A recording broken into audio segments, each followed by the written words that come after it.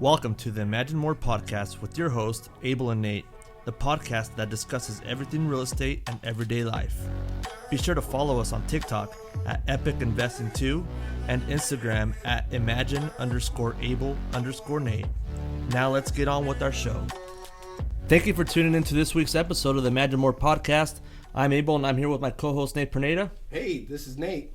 Hey, before we start today's show, I want to give a shout out to all the followers, our viewers, our loyal fans. You guys are the reasons why we do what we do, and I just want to say we appreciate you. Yes, we do. Thank you guys for following and sharing our podcast on YouTube, Facebook, Instagram. We do really appreciate it.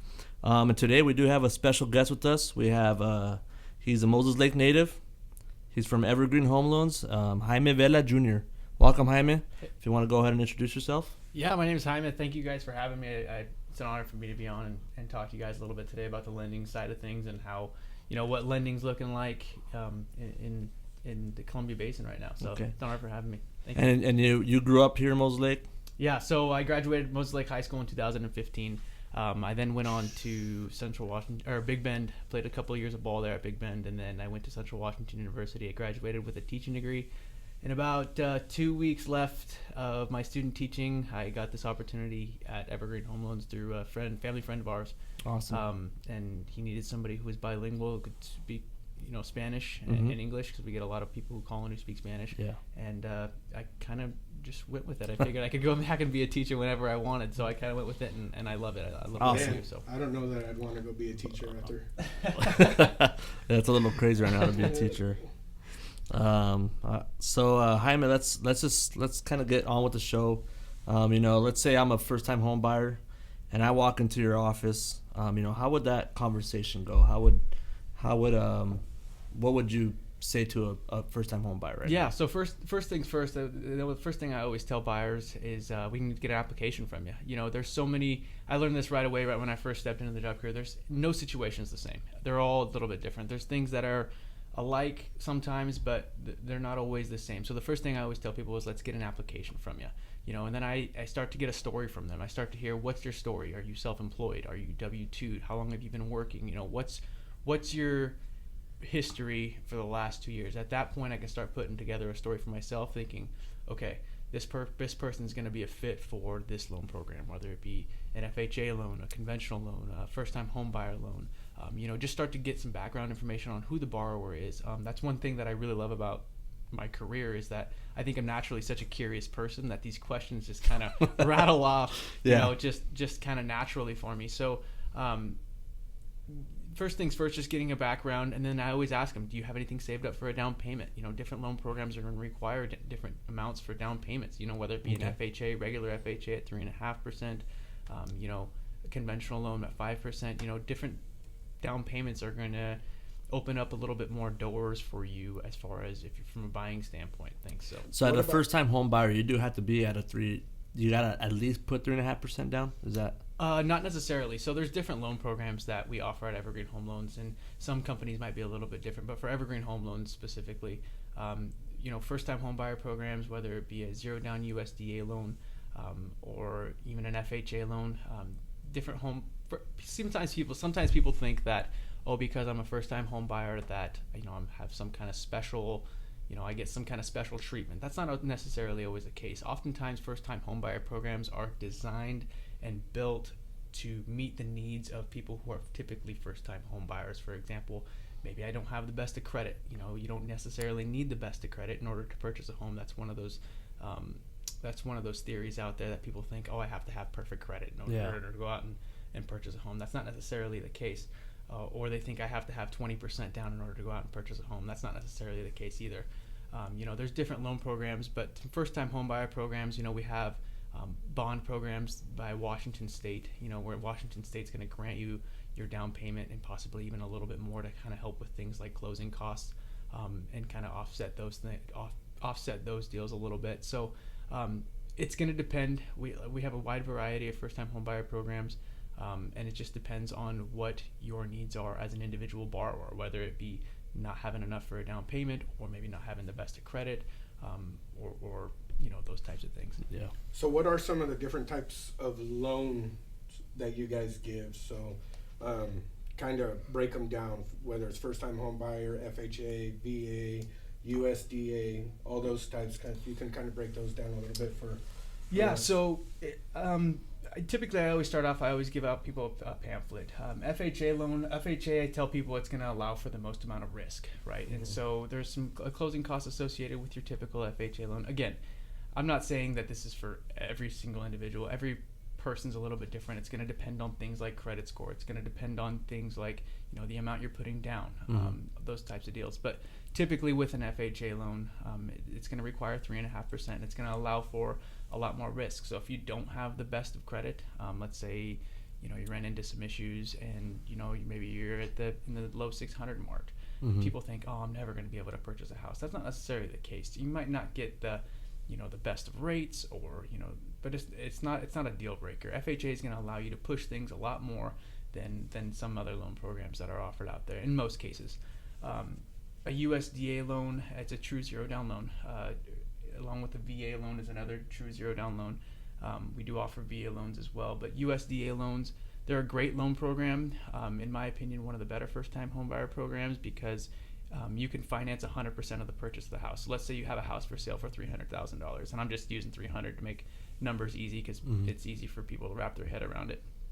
You can finance up to 100% of it. So you can even throw in what's called a mortgage insurance premium. It's kind of added on top of that. So you can finance basically, nothing necessarily needs out of pocket. That doesn't necessarily mean there's not closing costs. There's still some closing costs associated with doing a USDA loan, but they're not necessarily, in most cases, going to be as high as an FHA loan. So that's a USDA loan. VA loan is another. Excuse me, real quick. So you brought up closing costs.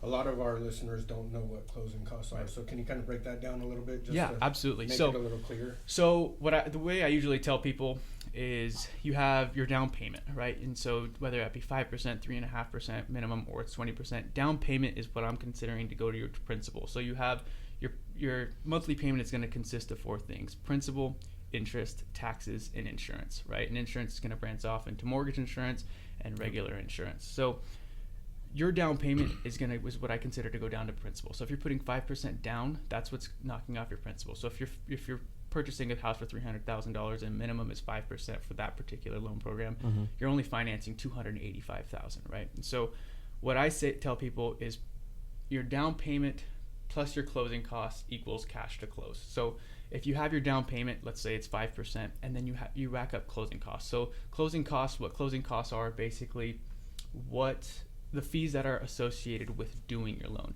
Every time you do a loan, there's closing costs that are add up. It's typically ran on a percentage. So obviously the higher the loan amount, a little bit more the closing costs. But that can range anywhere from $5,000 to $6,000 to $8,000 to $9,000 to $11,000, just depending on what it's taking to get that particular rate, or those types of deals. But overall, your down payment plus your closing costs are going to equal what's down cash to close. Now, closing costs can also be negotiated, and I'm sure you guys see this stuff all the time, negotiated between the borrower and the seller and that kind of stuff. Yeah, and especially now, we do see sellers more willing to help with the closing costs, with the market being slow and stuff, and houses are sitting on the market longer than usual. Right. So we are seeing sellers typically helping out with closing costs. And just for clarification, when we say closing costs, sometimes they use the word concessions too. So if you hear concessions, closing costs, it's the same thing. Just to put that out there so you kind of get a grasp of what we're talking about. Absolutely. But yeah, I cut you off. So what are some other loan types? So we also offer another zero down loan, is a VA loan. VA loan is awesome. I've done a couple VA loans here in the area. They're some of my favorite ones to go out and do, just because that person's a veteran of the U.S. and so they always have stories, and it seems like, and not necessarily stories of being a veteran, but I feel like they're a little bit more responsible sometimes. So it's sometimes being a veteran. Right? Yeah, I can tell you from experience. I don't know that we're the most responsible, but we definitely got some stories. That's right. But I love doing them, man. They make me feel good, and it's another zero down loan.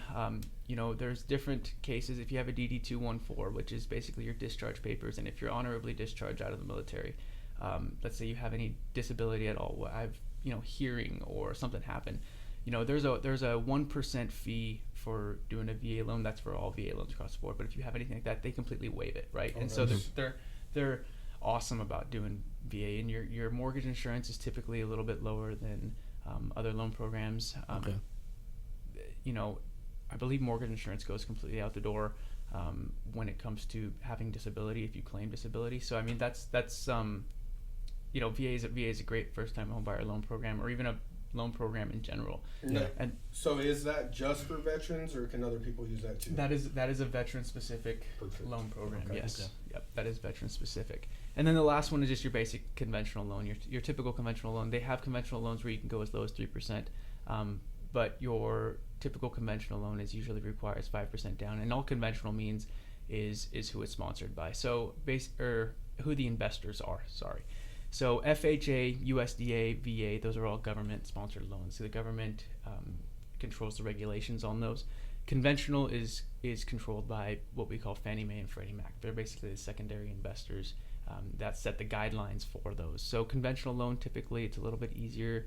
It's not as closely regulated as a government loan. Okay. For example, if you have a married couple on a government loan where you have to pull credit for both, you can apply on your own with a conventional, even though you're married. That's a typical one that we see a lot with conventional, where maybe certain situations come up and they want to apply using only their own credit or only their own debts or something like that. It's a lot. I don't want to say easier because I think it'll kind of mislead some people, but it's definitely a loan program that is not highly regulated when it comes to regulations. So let's say somebody comes in then they want to do a conventional loan, Mm-hmm. and they decide they want to do 5% instead of, because most I think is 15 to 20% down, depending on if you have. So let's say you put 5% down, okay, would there still be PMI on that private mortgage insurance? Yeah. So insurance is broken down into two categories. Basically, you have the typical insurance that typically people think about, where let's say, God forbid, the house burns or there's flood or something happens. That's going to have insurance for you. And then there's also mortgage insurance. Mortgage insurance is going to cover us on our end. So basically, if you were ever to default on payments, or you had to foreclose on the home, us as a lender, we wouldn't be at a complete loss. So that's insurance on our end. On a conventional, that's going to go away once you get to what we call 80% LTV. So LTV is loan to value. Basically, your loan is 80% the total value of your house. So let's say, for example, to make numbers easy, $400,000 is the value of your home. Once your house is paid down to, I want to say $300,000 basically, or just over $300,000, so 20%. I can run numbers real quick. So I think it's 320,000. Right. I think 320. Yeah, 320,000. Once your loan amount is down. Look who did good in math. Yeah. There you go. Hey, bro, I'm a real estate agent. I gotta be good at math. You pulled that up real quick. But basically, once your loan the principal amount of your loan is down to $320,000 on a conventional loan, that mortgage insurance is going to go right out the door. So it's going to automatically deduct those $80, $90 or however much you're paying. It's not specific, but however much you're paying, it's going to come off on your mortgage insurance. So if somebody came in with a conventional loan and they said, "Hey, I'm going to put 20% down," right, then there's no PMI. Right. You don't have to worry about it at all. Yep. Okay. That makes sense. All right. Next question. So anything a buyer could do beforehand to help them get pre-approved? Like, what's some paperwork and stuff like that they should bring in with them to help you guys out? Yeah, definitely. So right now we're spending a lot of our time doing coaching. Interest rates have kind of gone up a little bit, just from where they were typically in a couple years past. Not to say that they're crazy high. I mean, when my parents bought their first house, I think they said something like the other night at dinner they were at like 11 or 12%. Yeah, I was talking to your dad. Yeah, he told me it was 11%. Yeah, that's crazy to think that people are panicking at 6% now. But obviously housing prices are a little bit higher. Those types of things, and it's getting a little bit harder to qualify people because of the housing prices have gone up a little bit, and interest rates have gone up a little bit. So we're spending a lot of our time coaching right now. It would be irresponsible for you not to prepare. If homeownership is something that you want, we're going to make it happen. There's people out there you can talk to, whether it be your real estate agent or your local lender. we're going to put you on the right path to be able to purchase a home. So if you think, oh man, rates are never going to go down. Matthew McConaughey has, I don't know if you ever watched Wolf of Wall Street, but Matthew McConaughey has this quote where he goes, nobody knows if stocks are going to go up, down, sideways, or in friggin' circles, right? Yeah. It's the same way. It's the same way with interest rates. Nobody knows. There's a general consensus that, rates are going to drop, which I personally firmly think that they are, just because I don't really see how we could stay in the sixes for very long and still have a thriving economy, which I think that's the overall goal. Yeah. But things need to go up and down a little bit. I always tell borrowers rates kind of are like this little path or like this little line, right? And if you have point A to point B and you pull down on that line, when you let go, what's going to happen, right? It's going to, if this is if the line is normal, you pull down on it, you let go, and it's going to jump up and jump back down, and jump up until it eventually stagnates out, right? Yep. And that's good. That's what an economy needs for growth. It's kind of like that heartbeat, right? When you stagnate out, you're done growing. So if you're going like this, that's what you need for an economy to be able to grow. So as touching on that, as a first-time home buyer, what I tell people, and this is getting kind of back to the question a little bit, what I typically tell people is, hey, let's prepare.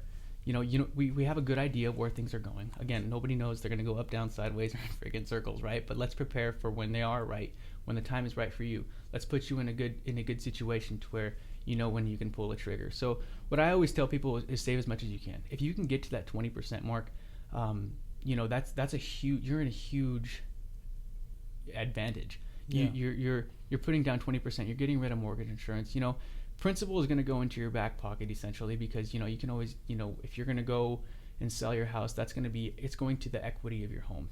Insurance, interest, taxes, insurance, all that stuff.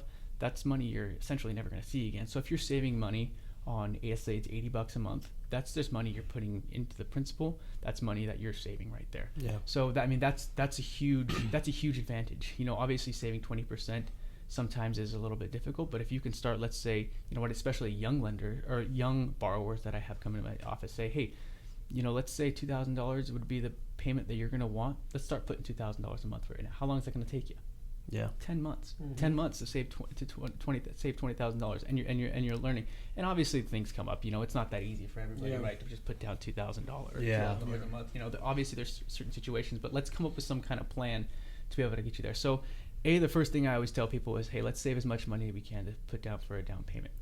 The second thing I always tell people is, hey, what's your credit like? What kind have you checked your credit? You'd be surprised how many borrowers come into my office and say, I have no idea where I'm at credit wise. So it's kind of a surprise when I go to pull it, or oftentimes maybe it's not a surprise. Maybe it's like, hey, I actually got pretty good credit. Maybe it's a good surprise. Surprises aren't necessarily. And when you guys pull, is that a soft pull or is that a hard pull? It's going to depend. We can do a soft pull.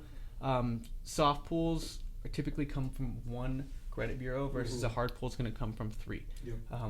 I like to do hard pulls just so I know there's no surprises. So if we go in and we do a soft pull and then one bureau picks something up and then the other ones don't, it's not. I don't like surprises. If I'm going to give you a pre-approval letter, you know exactly what you're going to get out of it. And so typically we end up doing a hard pull on it, and then that hard pull is going to be good for up to 90 days. So your pre-approval is good for 90 days. Okay. So. And what is a good credit score if you were thinking about buying a home? What's something you want to strive for, I guess? So good credit score. Oh, well, it's kind of a. It just depends. Dang, I stumped them. Yeah, so, it's a good question. Obviously anything above 740 is going to be considered a good credit score. Anything above 780 is amazing. Anything above 800 is crazy. But we don't always see that. That doesn't necessarily mean because you have a low 600 that you're out of the game. Typically normal, I'd say typically what I see is right around that 700 mark, maybe that 680 mark. Mm-hmm. That's going to shoot you out of quote unquote normal. But it's no matter where you're at, you can always build. So from a first time home buyer standpoint, it's kind of getting back to where I was at is, let's say I ask them, I say, hey, where are you at credit wise? And they're going to come back and say, oh, I'm not really sure, or here's where I'm at. Okay, you're not ready to purchase right now. Let's build on this. Let's pay off some stuff to help build that. Moses Lake has the Prosperity Center. Jeremy Lopez works there. Oh, I see. Yeah, Yep. yeah. He does a fantastic job. I've sent him countless people. He does amazing. Yep.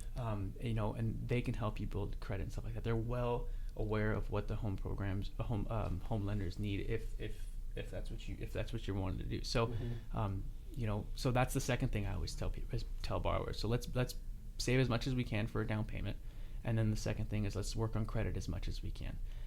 And then at that point, when they're ready, when they feel like they're in a good enough position to be able to do that, and there's other situations too that come up with people who maybe there's a third or a fourth thing, but those are the two typical things that I tell first-time home borrowers. If you're ready in those aspects, you're going to be ready when it comes down to when the market shifts and you're in a good position. I always tell first-time home buyers the best time to buy is when it's ready and is when you're ready. Yeah. Because there's things that come up in people's lives, and like I said, no situation is the same. There's things that come up in people's lives, whether it be kids, whether it be having to pay this off, or there's so many different, and that's what I love about my job. You get to meet so many people and try to understand their situation and try to help them with so many things. When the time is right for you, you're gonna know. So if you're prepared, it's just like you guys, with coaching. You coach kids.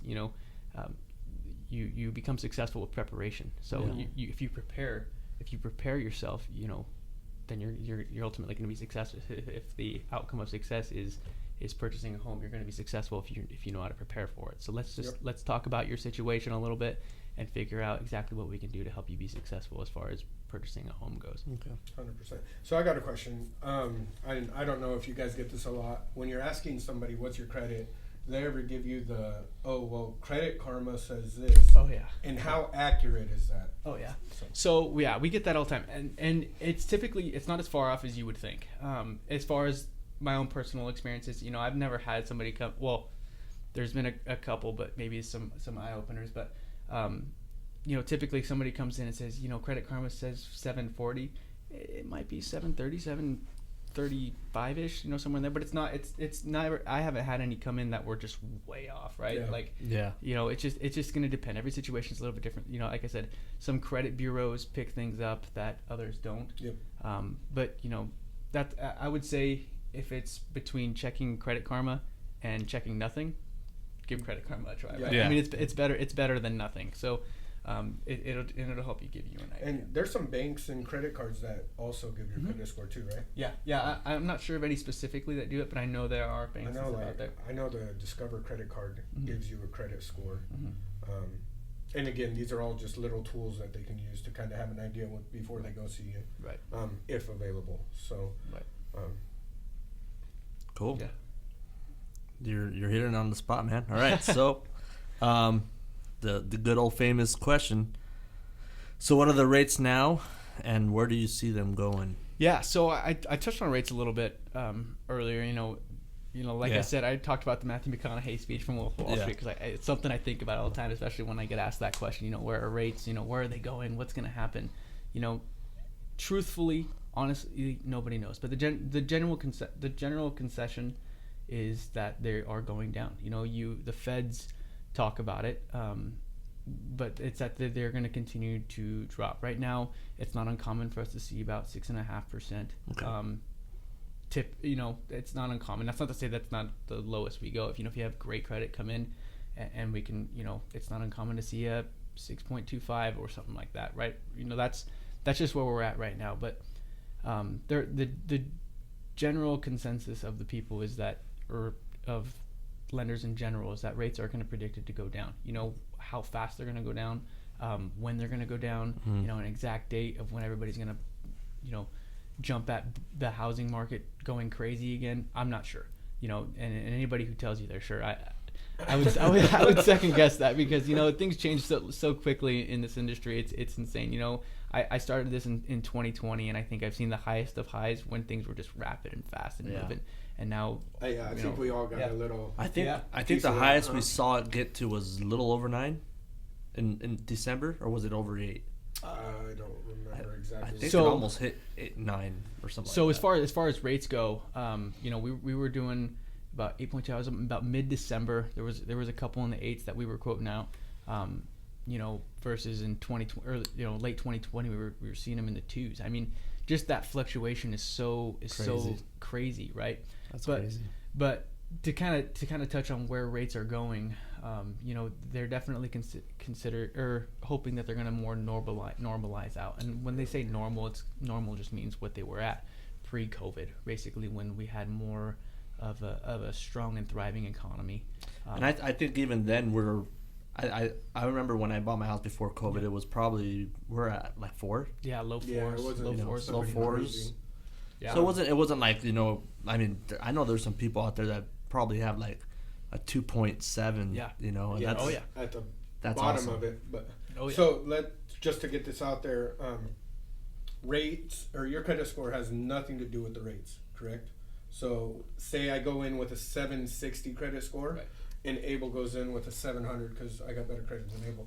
But that's not going to change the rates at all, right? Because interest rates are separate from credit score and stuff like that. No, correct? not necessarily. So, rates are, your credit's going to have a lot to do with rates. There's jumps that we see as lenders because your credit score is ultimately going to give you, let's say you have a better credit score, Mhm.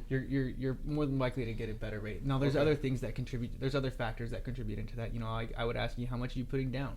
I would ask you, okay, that's going to have a lot to do with what we call loan to value. So where you're at loan to value wise is going to have to do with what rates. The more risk that you I don't want to say risk, but the more risk that the investor sees in you, the more that they're going to charge you in a rate. So if you're putting 50% down, right, you're less of a risk. You're more likely to pay that loan off, right? So Yeah. you're going to get a little bit better of a rate than you would if you didn't. Now, if you have a lower end credit score, maybe you might be a little bit more of a risk than somebody. That's not to say that you're a risk in general, but to say that you might be a little bit less of a risk or more of a risk than somebody who has a 780 credit score.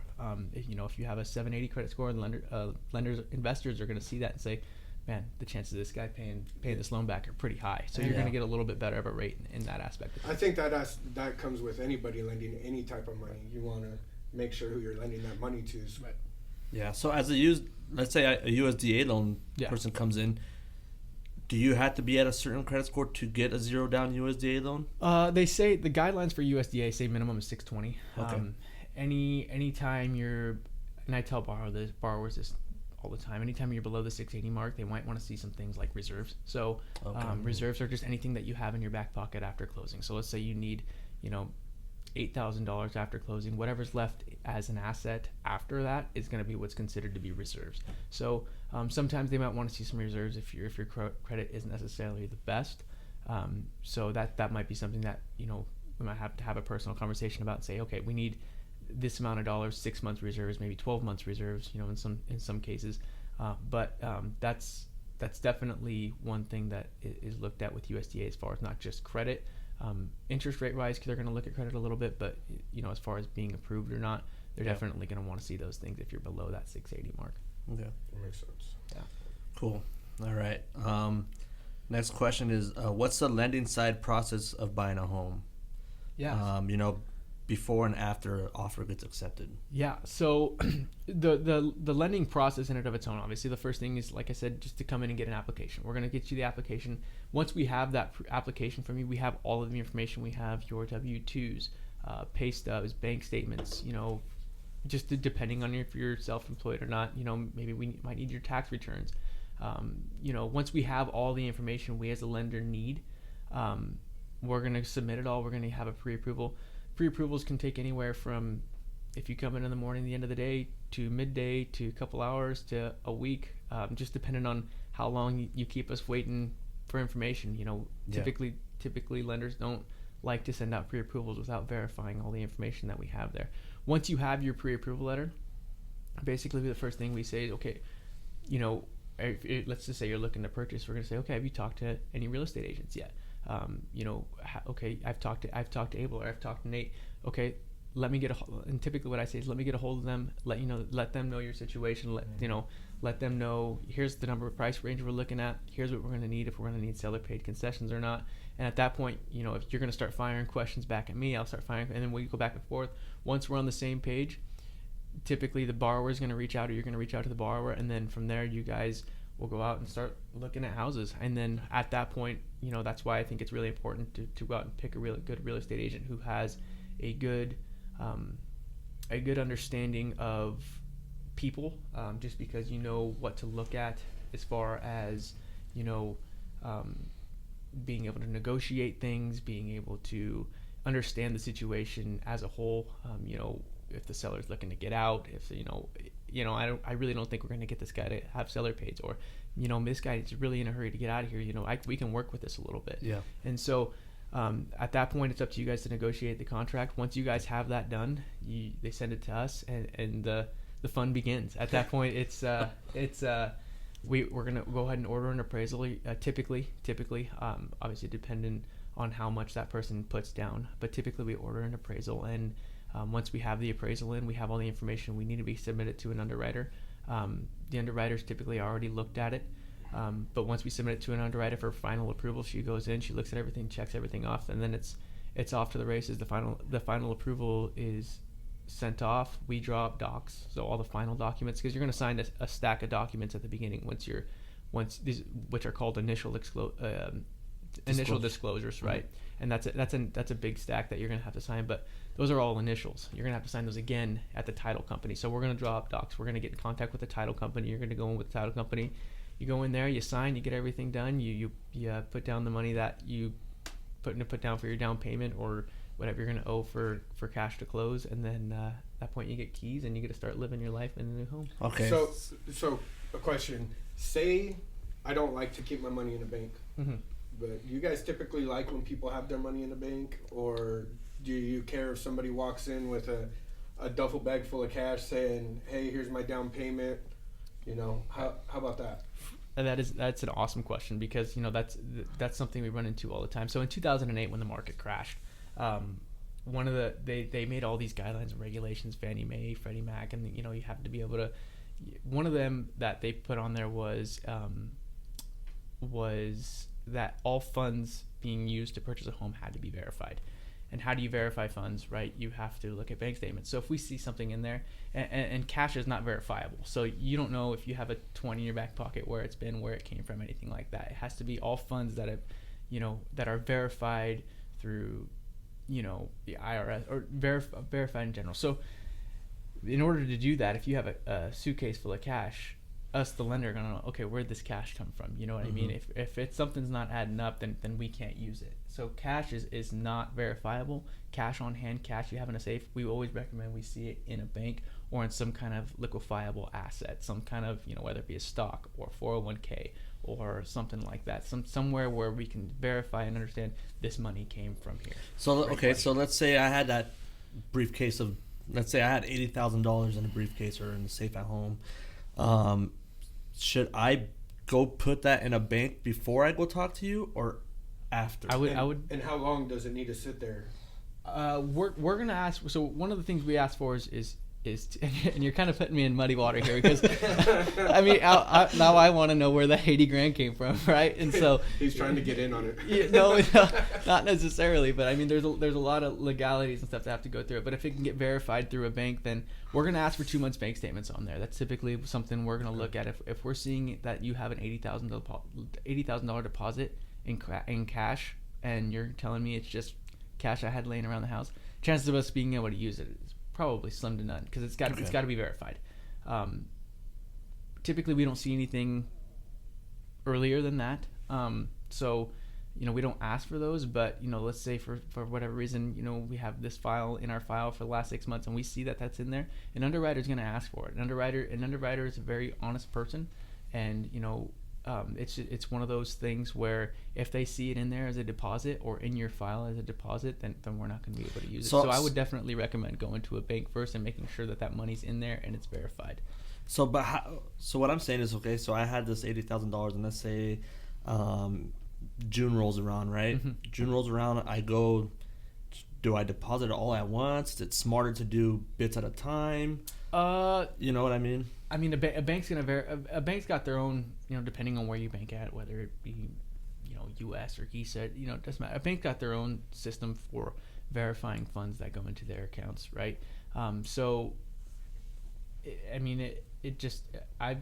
I've seen both. I've seen, as long as they're verifying that information is in there, that's all that we care about as far as the mortgage side of things. Okay. We just want to make sure that it's verified and in your account. How you put it in there, I mean, it doesn't necessarily matter to us. But if we see it in there and it just shows deposit, there's not really a whole lot we can do in order to use it. Okay. So what if, and I know these are a lot of what ifs, but say I just sold an RV and got $40,000 cash.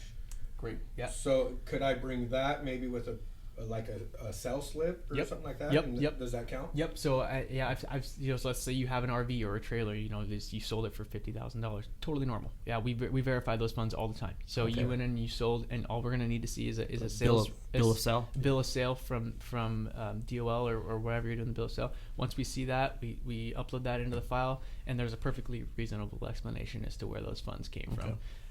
Where it starts to get a little bit tricky is, hey, I've had this in my safe for the last 60 years, Yeah. Because at that point they're gonna say, oh, that doesn't really add up. That doesn't really Seems make legit. sense. Yeah, I like it. exactly. So what should buyers not do while, let's say they've already made an offer on a house, they're going through the lending process? Right.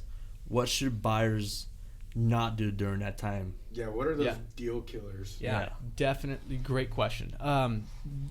And I always go through this because I've, especially when I had just started, I was like, oh, these people typically already know. I mean, you'd be surprised on how much people know and how much people really just don't know. And that's the biggest thing. So I'm always really thorough when I tell people, okay, here's your do's and don'ts. And one of the things I tell them for do's, continue to make your monthly payments. Say you already have a house, continue to do that. Don't fall behind on any credit. Don't do anything like that.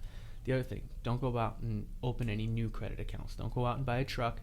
Don't go out and spend a bunch of money on credit. Don't go finance furniture, because all those things can affect you credit wise, right? Let's say we qualified you and you pulled a 720 credit score, and then you go out and pull credit. You're going to take a little bit of a credit hit. Now us as a company, not only do we have to see that as a monthly debt, but now we're also going to see that as a credit hit, right? Mm-hmm. And so those are things that I tell my borrowers all the time. Don't go open up new lines of credit. Don't go on a spending spree. Don't go buy new furniture.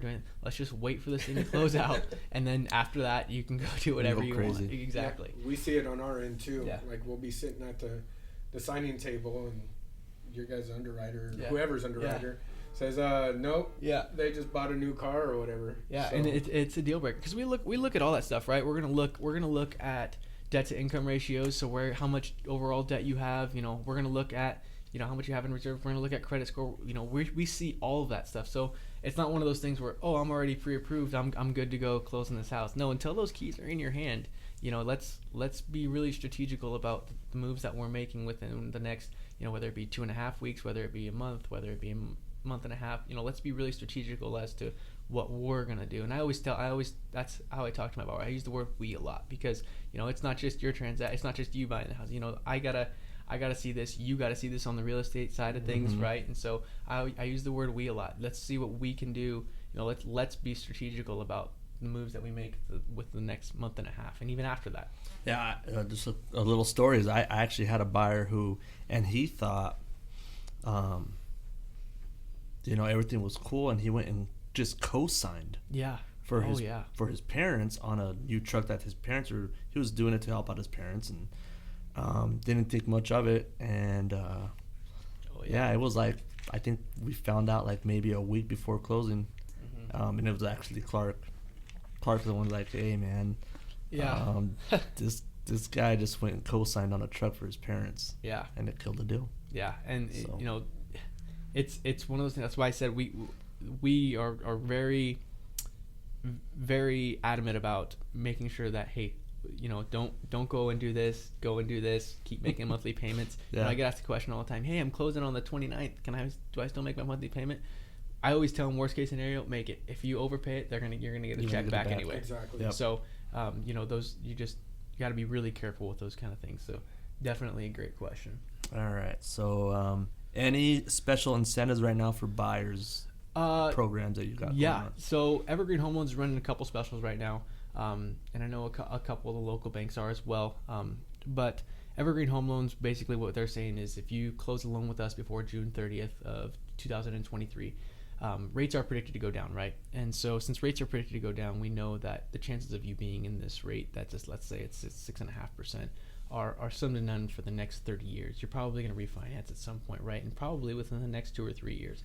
So what we're saying is if you close with us before June 30th of 2023, we're going to offer you $2,500 in lender credit when you do refinance with us. So if you come back and refinance, let's say you refinance into a 4.5% rate and you drop $400 off your monthly payment, just from the interest payment, we're going to grant, because every loan, even when you do a refinance, you're still going to have closing costs that are associated with it, right? And so we're gonna have a lender credit of $2,500 towards that when you go to refinance. Okay. So that's a big one right now. And then the other incentives are just, where we're at economically. I tell people all the time, the more prepared you are, the quicker you're going to be able to jump, because you guys know just as well, when rates do drop into the fours, everybody's going to want to buy. It's going to go from this place where, and this is just a prediction, like I said, the old Matthew McConaughey, here he comes again, nobody knows what's going to happen, right? But when everybody's ready to jump, they're going to jump. So the more prepared you are now, and I tell first time home buyers this all the time, the more prepared you are now, the quicker you're going to be able to jump at something when it's ready. So maybe it might be, let's just say, for example, it's August when everybody's jumping at these things. Maybe you're in a situation where you can jump in July, or offer something a little bit less now, because you're in a position to already purchase right now. Maybe you can offer $20,000, $30,000 less. Maybe you can get some seller paid concessions, versus when everybody's buying, when everybody seems like such a great time to buy. It is so much harder to get that deal, because, you guys, like I said, you guys know it just as well as anybody. When you have a seller out there and things are hot, the seller's going to want to try to get as much of that as he can, right? Yeah. Exactly. If I can get away with getting full asking price and not having to pay any seller concessions, that's what I'm going to go with. And if I have a house on the market for a week and I got 4 or 5 offers, as a buyer now, I got to be competitive. Right, versus right now as a seller, you got to be competitive. And not to mention, as soon as we do get back into that market where there's an influx of buyers, right, housing prices are going to start to increase again. I mean, like there's the old Matthew McConaughey, right? Yep. I mean, nobody really knows 100% for sure, but it's like I said, overall, the more prepared you are, the better off you're going to be. 100%. Yep, I agree. What about the buy down stuff? So that's another big one from sellers.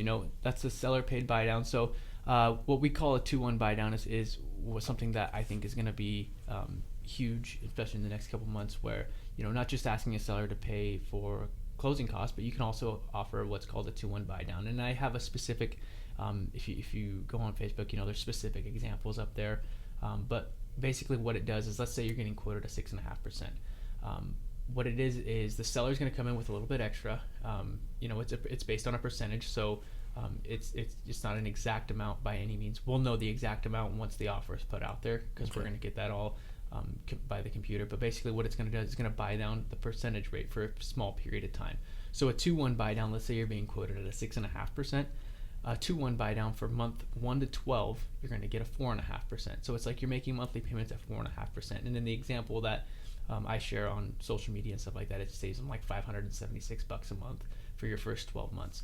And then from months 12 to 24, it's going to have you at a 5.5%. So it went up 1%. You're still getting that note rate of 6.5%, the qualifying rate, I guess, of 6.5%. But for your first 24 months, you have a reduction in payments. And the reason that's important right now is because, rates are expected to go down.